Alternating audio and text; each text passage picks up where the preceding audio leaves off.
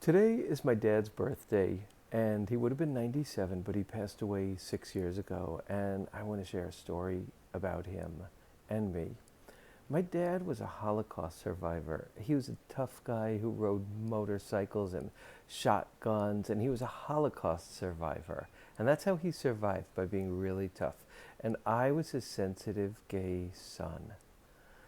And the impacted trauma of both of our experiences meant that we loved each other, but we didn't know it.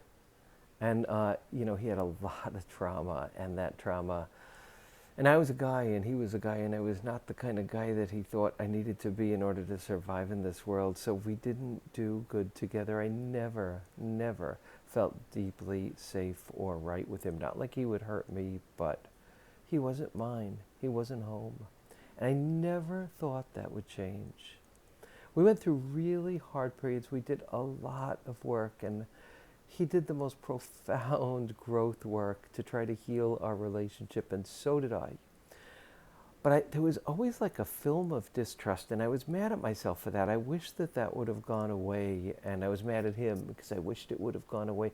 But I thought it would never go away. So my dad, in his last months, changed.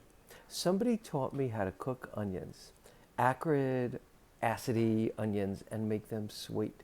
And the secret was that you just cook them in a really heavy pot for a really, really long time, and they lose their acid taste, and they become caramelized, and they become sweet and like essence of onion. That's what happened to my dad. He became essence of Eric. He lost his edge. And I would go over many days a week, and I would lie in bed with him, and we would hold hands, and we would look out the window at the squirrel that was there, and we would talk deep, deep stuff about what happens maybe after you die, and would he meet his mother, who he lost in the Holocaust in a terrible, terrible way. And we held hands.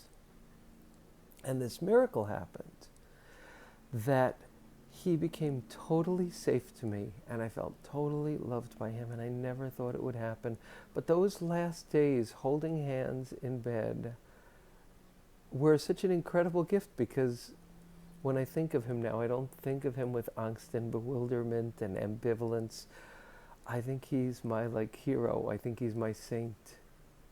And I share that story because the love was there underneath for the two of us. But one of the great mysteries of love is how rediscoverable it can be if we do the work.